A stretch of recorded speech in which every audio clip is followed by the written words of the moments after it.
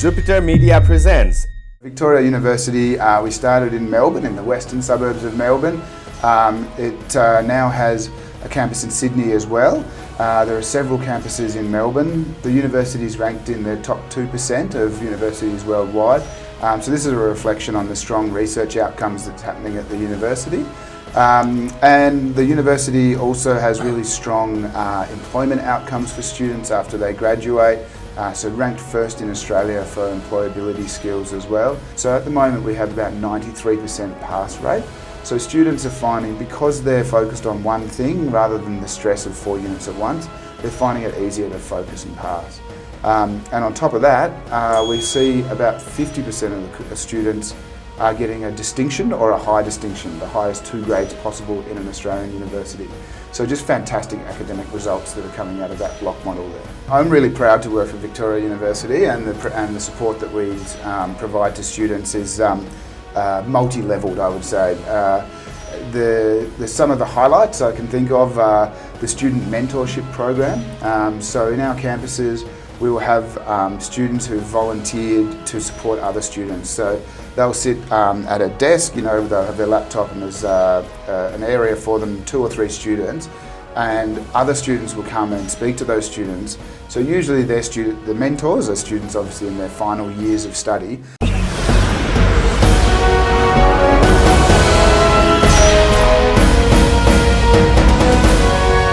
Destination Australia, featuring all cities of Australia.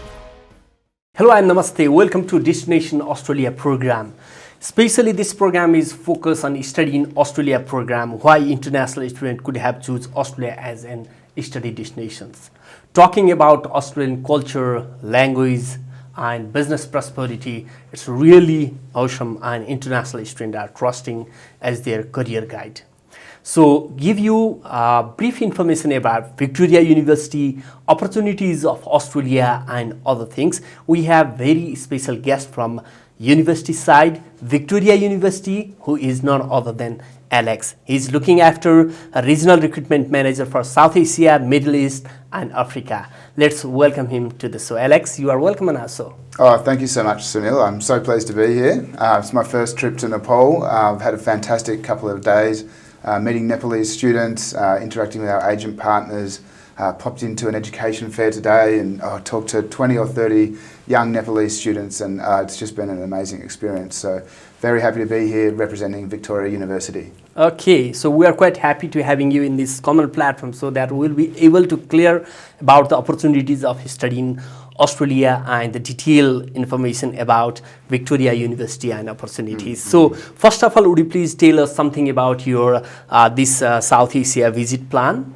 Yeah, sure. So I've arrived in Kathmandu just a few days ago, and then as I mentioned, sort of meeting with agent partners. It's been fantastic for me to speak to students and understand their career goals and their outcomes that they're looking for. Then I'll be heading over to India for a trip there, flying into Delhi. We'll touch base with some partners around the Punjab, and then fly to Ahmedabad and Mumbai before returning home to Melbourne. Okay, so let's have a talk about Victoria University. The name is Victoria and it's really centric on Melbourne, and it has campus in Sydney as well. So let's have a talk about the Victoria University. Yeah, so you've touched on a few things there. So Victoria University, we started in Melbourne, in the western suburbs of Melbourne. It now has a campus in Sydney as well. There are several campuses in Melbourne. The university is ranked in the top 2% of universities worldwide. So this is a reflection on the strong research outcomes that's happening at the university.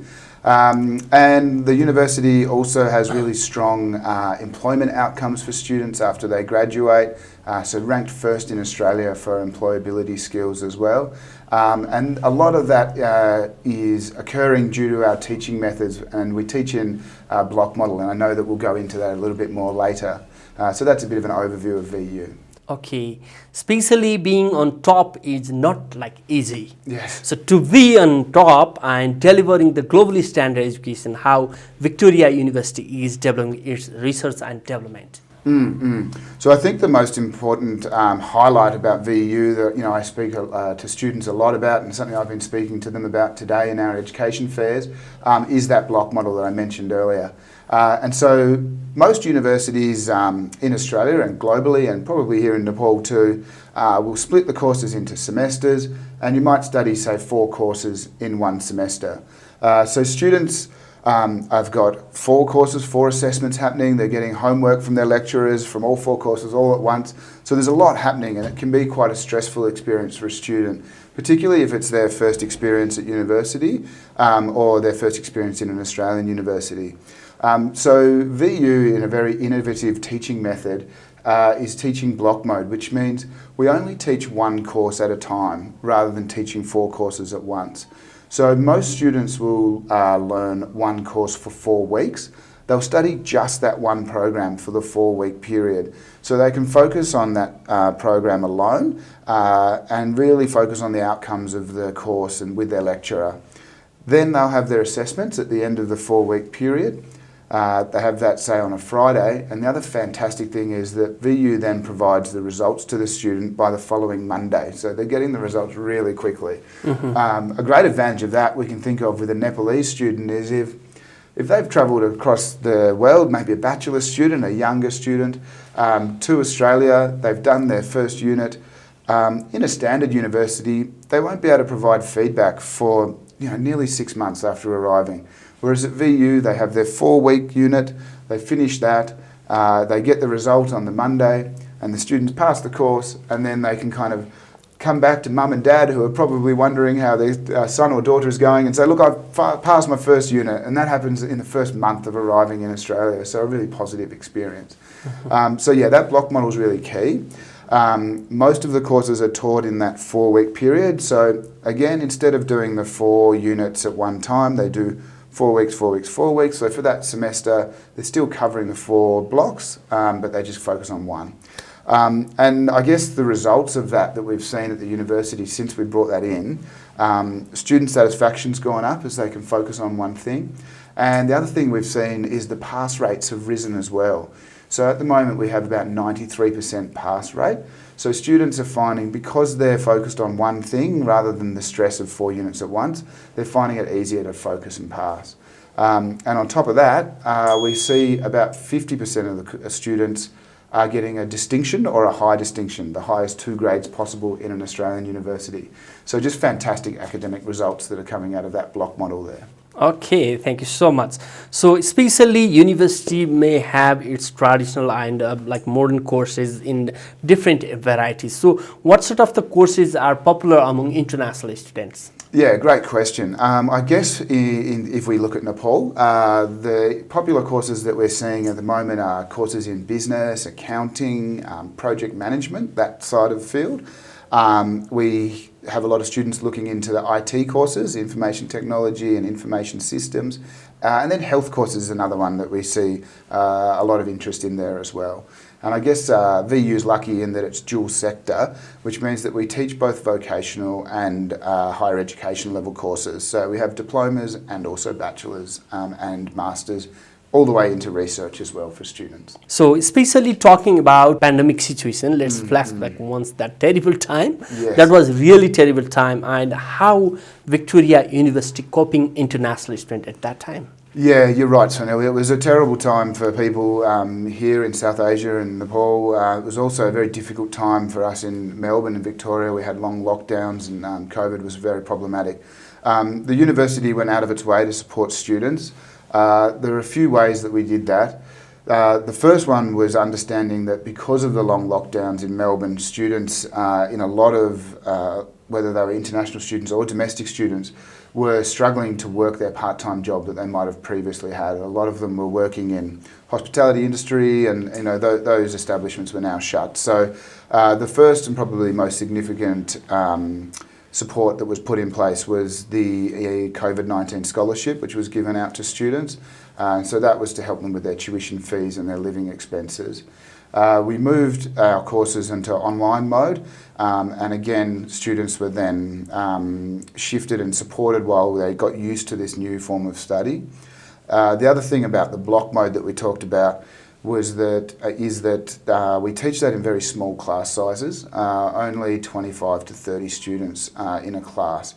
And so that was an easier shift into online mode rather than shifting a large lecture of 80 or 90 students. So that was another way that we were sort of able to support our students as we transitioned them to online.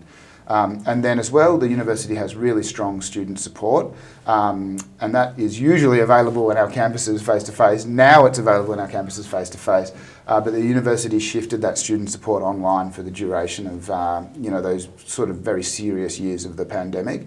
And I should say that now the university is back open face-to-face. We're teaching face-to-face, and our support is available face-to-face now. So, especially during our journey program, we are time and again visiting different corners of the world and talking with international, and often they are sharing their experience about the university infrastructure, facilities, and on the top of that, international student caring unit. Yeah. So, how Victoria University is nurturing the international student caring unit? Yeah, I'm really proud to work for Victoria University, and the support that we provide to students is multi-leveled, I would say.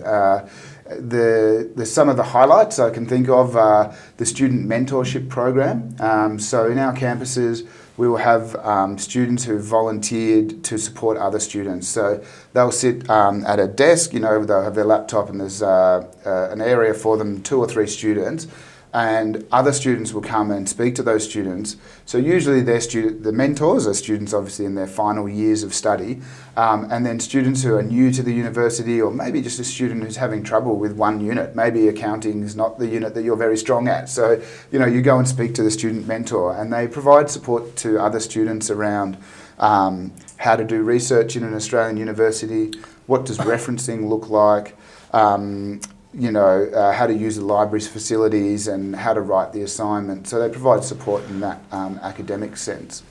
The other ways that we are supporting students, we have our VUHQ, which is kind of our first point of contact for students who are looking for support. Students will come there for the enrolment process, which means they're familiar with that point from the very first time they come to university. So they can get help there with fees, payment, enrolment, changing courses, those sorts of things. And then another one, which I think is a real highlight, is the VU Employ team. So they're our careers team. They're available to students from the moment they start the course, and they can get help with finding a job in Australia, looking for part-time work, how to write a CV for an Australian business, where do you apply for work, what websites do we look at, and how do you write the application. They'll even do things like practice interviews with the students as well, so very hands-on. And that service is available at the beginning of the study journey for the student, and also after their study journey. Once they've graduated, that service is available for 2 years for students after graduation. So once they're looking for that foot in the door job after they've graduated, then we're still there to support the students even after their studies concluded. Okay, nice to know about it. So especially being a regional recruitment manager, you are always like touch with the international student like South Asian, Middle East and African. So in this case, how you find Nepalese student performance? Yeah, it's a really great question. I think students are at the core of everything that we do. It's fantastic for me to meet students today at the start of their journey, and we love to watch them go through the course and then see the amazing outcomes that they're achieving after they've graduated. Some really strong Nepalese students that kind of come off the top of my head. We've had students working for the Victorian government in the healthcare sector, students who've worked in the web development sector. There's a whole range of graduate outcomes. As I mentioned earlier, the university is ranked #1 in Australia for the employability skills, and that's from the QUILT survey, which is a government survey, and it's a ranking there that looks at employee feedback as well. So that's been a fantastic outcome, and we even have some of our students who are working at the university now, so a whole range of success stories. Now this is the time to talk about the scholarship schemes for international students, those who are deserving. What sort of the university scholarship schemes are there? Yeah, sure. So as we look into next year for 2023, we've got a range of intakes commencing. Because of the block mode, we have multiple intakes because of those shorter study periods. We will have an intake in February, March and April, and then another, that's our main big intake, and then there's another one in mid-year in July and August. And the scholarship for those students next year will be a 10% scholarship, which will be applied to all semesters. Thank you so much for valuable information about the university and the Nepali student scenario and so on things. So let's have a talk about the Victoria University collaboration with other institutions inside Australia and outside Australia. Yeah, that's a great question. The university has been pioneering in partnership with other universities. 20 years ago, we started teaching transnational education offshore in other countries. We have 3 partners in China. We have a partner in Malaysia these are teaching Victoria University curriculum. The students in Malaysia will start their course there and then transition to completing their course in Australia with VU. And in South Asia, we have the NSBM, which is a business school, a business university, I should say, in Sri Lanka. So a lot of partners there. And in fact, partnering with Principal is one of the core pillars of the current strategic plan at Victoria University. And then just around industry partnerships, our Vice-Chancellor has just recently committed to having industry partnerships in every campus at VU. So whether a student is doing nursing and going into a hospital based at the campus, or whether they're in IT and going into an IT firm or a business firm to get that industry work placement, that will be available to all students at all campuses. And again, it feeds into those strong employment outcomes that we've been discussing. So we are at the end of the session. So what is your final message to the prospective student and parents, those who are trying to get best university in Australia? I think the final message is that Victoria University is a very supporting university. We are teaching in a really innovative method. The tuition fees are affordable, and we're looking forward to welcoming you to Melbourne. Thank you so much, Alex. Thank you.